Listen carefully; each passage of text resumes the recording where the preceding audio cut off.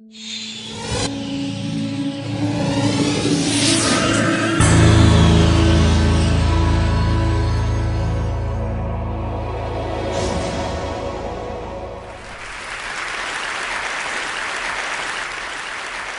called the Danish twin study established that only about 10% of how long the average person lives within certain biological limits is dictated by our genes.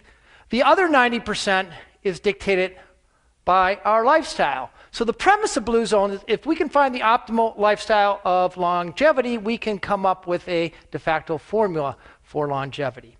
But if you ask the average American what the optimal formula of longevity is, they probably couldn't tell you. They've probably heard of the South Beach diet or the Atkins diet, and you have the USDA food pyramid. There's what Oprah tells us. There's what Dr. Oz tells us. The fact of the matter is there's a lot of confusion around what really helps us live longer better. Should you be running marathons or doing yoga? Should you eat organic meat or should you be eating tofu? When it comes to supplements, should you be taking them? How about these hormones or resveratrol? And does purpose play into it? Spirituality, and how about how we socialize? Well, our approach to finding longevity was to team up with National Geographic and the National Institute on Aging to find the 4 demographically confirmed areas that are geographically defined, and then bring a team of experts in there to methodically go through exactly what these people do to distill down the cross-cultural distillation. And at the end of this, I'm going to tell you what that distillation is. But first, I'd like to debunk some common myths when it comes to longevity. And the first myth is if you try really hard, you can live to be 100. False.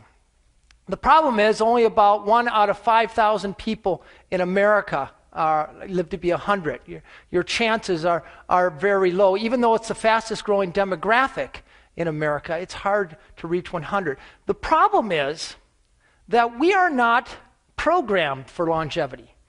We are programmed for something called procreative success. I love that word. It reminds me of my college days. Biologists term procreative success to mean the age where you have children and then another generation, the age when your children have children. After that, the effect of evolution completely dissipates. If you're a mammal, if you're a rat or an elephant or a human in between, it's the same story. So to make it to age 100, you not only have to have had a very good lifestyle, you also have to have won the genetic lottery. The second myth is there are treatments that can help slow, reverse, or even stop aging. False. When you think of it, there's 99 things that can age us. Deprive your brain of oxygen for just a few minutes, those brain cells die, they never come back. Play tennis too hard on your knees, ruin your cartilage. That cartilage never comes back. Our arteries can clog, our brains can gunk up with plaque, and we can get Alzheimer's. There's just too many things to go wrong. Our bodies have 35 trillion cells. Trillion with a T. We're talking national debt numbers here. Those cells turn themselves over once every 8 years, and every time they turn themselves over, there's some damage. And that damage builds up, and it builds up exponentially. It's a little bit like the days when we all had Beatles albums or Eagles albums, and we'd make a copy of that on a cassette tape and then let our friends copy that cassette tape. And pretty soon, with successive generations, that tape sounds like garbage. Well, the same things happen to our cells. That's why a 65-year-old person is aging at a rate of about 125 times faster than a 12-year-old person. So if there's nothing you can do to slow your aging or stop your aging, what am I doing here? Well, the fact of the matter is the best science tells us that the capacity of the human body, my body, your body, is about 90 years, a little bit more for women. But life expectancy in this country is only 78. So somewhere along the line, we're leaving about 12 good years on the table. These are years that we could get, and research shows that they would be years largely free of chronic disease, heart disease, cancer, and diabetes. We think the best way to get these missing years is to look at the cultures around the world that are actually experiencing them. Areas where people are living to age 100 at rates up to 10 times greater than we are. Areas where the life expectancy is an extra dozen years, and the rate of middle-age mortality is a fraction of what it is in this country. We found our first blue zone about 125 miles off the coast of Italy on the island of Sardinia, and not the entire island. The island's about 1.4 million people, but only up in the highlands, an area called the Nuoro province. And here we have this area where men live the longest, about 10 times more centenarians than we have here in America. And this is a place where people not only reach age 100, they do so with extraordinary vigor. Places where 102-year-olds still ride their bike to work, chop wood, and can beat a guy 60 years younger than them. Their history actually goes back to about the time of Christ. It's actually a Bronze Age culture that's been isolated. Because the land is so infertile, they're largely shepherds, which occasions regular low-intensity physical activity. Their diet is mostly plant-based, accentuated with foods that they can carry into the fields. They came up with an unleavened whole wheat bread called nota musica, made out of durum wheat, a type of cheese made from grass-fed animals, so it's hot. The cheese is high in omega-3 fatty acids instead of omega-6 fatty acids from corn-fed animals, and a type of wine that has 3 times the level of polyphenols than any known wine in the world. It's called Cananao. But the real secret, I think, lies more in the way that they organize their society, and one of the most salient elements of the Sardinian society is how they treat older people. You ever notice here in America, social equity seems to peak at about age 24? Just look at the advertisements. Here in Sardinia, the older you get, the more equity you have, the more wisdom you're celebrated for. You go into the bars in Sardinia, instead of seeing the Sports Illustrated swimsuit calendar, you see the Centenarian of the Month calendar. This, as it turns out, is not only good for your aging parents to keep them close to the family, it imparts about 4 to 6 years of extra life expectancy. Research shows it's also good for the children of those families who have lower rates of mortality and lower rates of disease. That's called the grandmother effect. We found our second blue zone on the other side of the planet, about 800 miles south of Tokyo on the archipelago of Okinawa. Okinawa is actually 161 small islands. And in the northern part of the main island, this is ground zero for world longevity. This is a place where the oldest living female population is found. It's a place where people have the longest disability-free life expectancy in the world. They have what we want. They live a long time and tend to die in their sleep very quickly. And often, I can tell you, after sex. They live about 7 good years longer than the average American, 5 times as many centenarians as we have in America, 1/5 the rate of colon and breast cancer, big killers here in America, and 1/6 the rate of cardiovascular disease. And the fact that this culture has yielded these numbers suggests strongly they have something to teach us. What do? Once again, a plant-based diet full of vegetables with lots of color in them, and they eat about 8 times as much tofu as Americans do. More significant than what they eat is how they eat it. They have all kinds of little strategies to keep from overeating, which, as you know, is a big problem here in America. A few of the strategies we observe, they eat off of smaller plates. So they tend to eat fewer calories at every sitting. Instead of serving family style, where you can sort of mindlessly eat as you're talking, they serve at the counter, put the food away, and then bring it to the table. They also have a 3,000-year-old adage, which I think is the greatest sort of diet suggestion ever invented. It was invented by Confucius. And that diet is known as the Hara Hachi Bu diet. It's simply a little saying these people say before their meal to remind them to stop eating when their stomach is 20% full. It takes about a half hour for that full feeling to go travel from your belly to your brain. And by remembering to stop at 80%, it helps keep you from doing that very thing. But like Sardinia, Okinawa has a few social constructs that we can associate with longevity. We know that isolation kills. 15 years ago, the average American had 3 good friends. We're down to 1.5 right now. If you were lucky enough to be born in Okinawa, you were born into a system where you automatically have a half a dozen friends with whom you travel through life. They call it a moai. And if you're in a moai, you're expected to share the bounty if you encounter luck. And if things go bad, a child gets sick, a parent dies, You always have somebody who has your back. This particular Moai, these 5 ladies have been together for 97 years. Their average age is 102. Typically in America, we've divided our adult life up into 2 sections. There's our work life, where we're productive, and then one day, boom, we retire.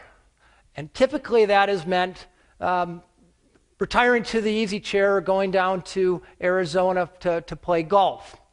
In the Okinawan language, there's not even a word for retirement.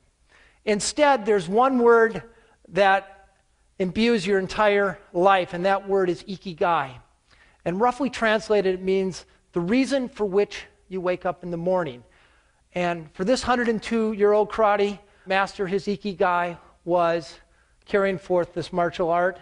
For this 100-year-old fisherman, it was continuing to catch fish for his family 3 times a week. And this is a question. The National Institute on Aging actually gave us a questionnaire to give these centenarians. And one of the questions, they were very culturally astute people who put the questionnaire. One of the questions was, what is your ikigai? They instantly knew why they woke up in the morning. For this 102-year-old woman, her ikigai was simply her great-great-great-granddaughter. 2 girls separated in age by 101.5 years. And I asked her what it felt like to hold a great-great-great-granddaughter, and she put her head back and she said, it feels like leaping into heaven. I thought that was a wonderful thought.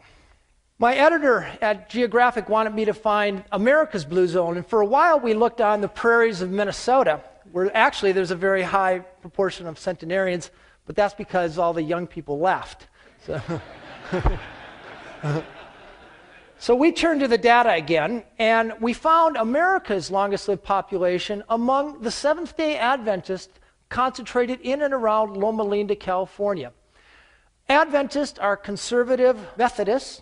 They celebrate their Sabbath from sunset on Friday till sunset on Saturday, a 24-hour sanctuary in time, they call it. And they follow 5 little habits that conveys to them extraordinary longevity, comparatively speaking. In America here, life expectancy for the average woman is 80, but for an Adventist woman, their life expectancy is 89, and the difference is even more pronounced among men, who are expected to live about 11 years longer than their American counterparts. Now, this is a study that followed about 70,000 people for 30 years, sterling study, and I think it supremely illustrates the premise of this Blue Zone project.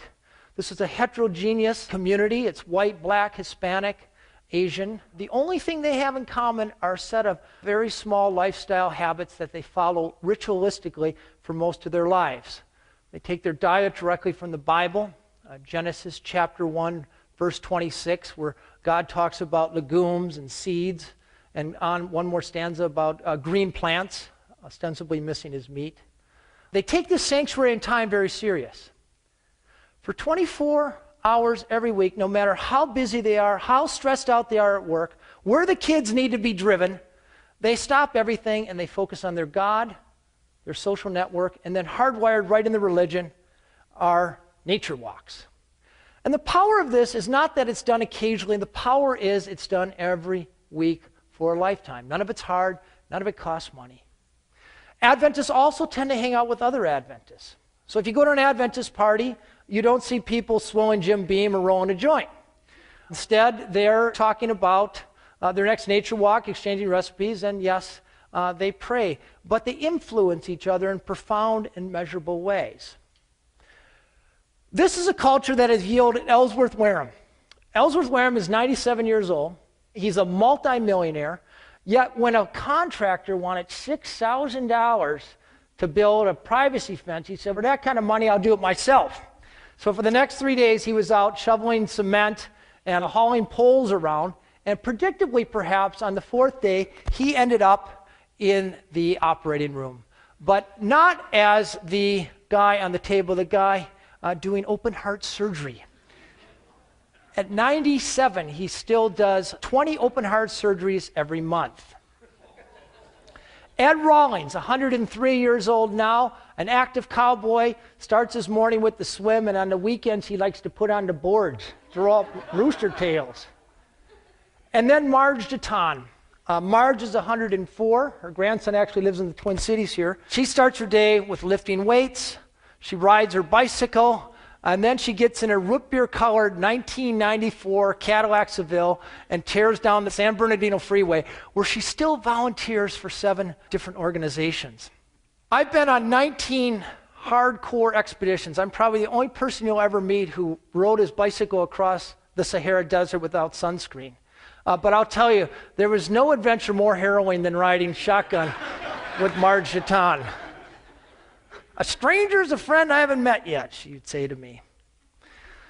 So, what are the common denominators in these 3 cultures? What are the things that they all do? And we managed to boil it down to 9. In fact, we've done 2 more Blue Zone expeditions since this, and these common denominators hold true. And the first one, and I'm about to utter a heresy here, none of them exercise. At least the way we think of exercise. Instead, they set up their lives so that they're constantly nudged into physical activity. These 100-year-old Okinawan women are getting up and down off the ground. They sit on the floor 30 or 40 times a day.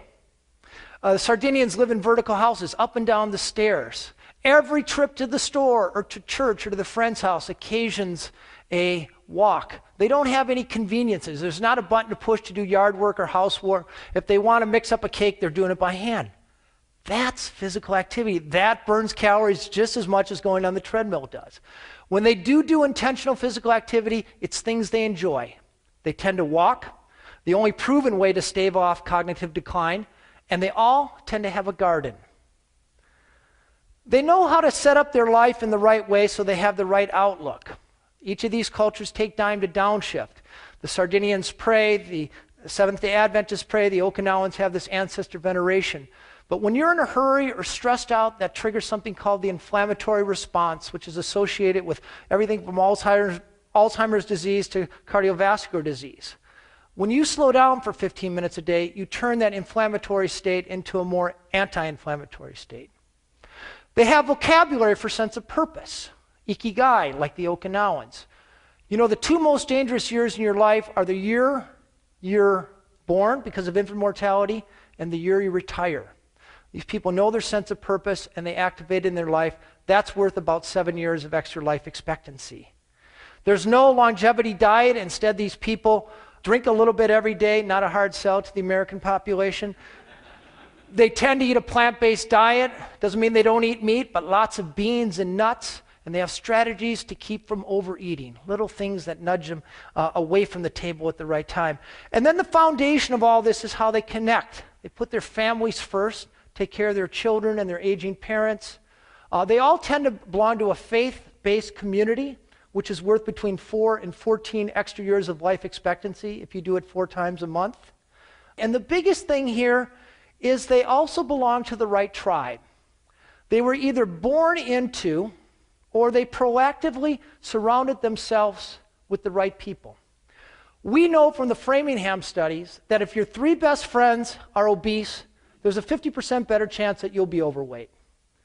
So if you hang out with unhealthy people, that's going to have a measurable impact over time. Instead, if your friend's idea of recreation is physical activity, bowling or playing hockey or biking or gardening, if your friends drink a little but not too much and they eat right and they're engaged and they're trusting and trustworthy, that is going to have the biggest impact over time. Diets don't work. No diet in the history of the world has ever worked for more than 2% of the population. Exercise programs usually start in January. They're usually done by October. When it comes to longevity, there is no short-term fix in a pill or anything else. But when you think about it, your friends are long-term adventures, and therefore perhaps the most significant thing you can do to add more years to your life and life to your years. Thank you very much. Thank you.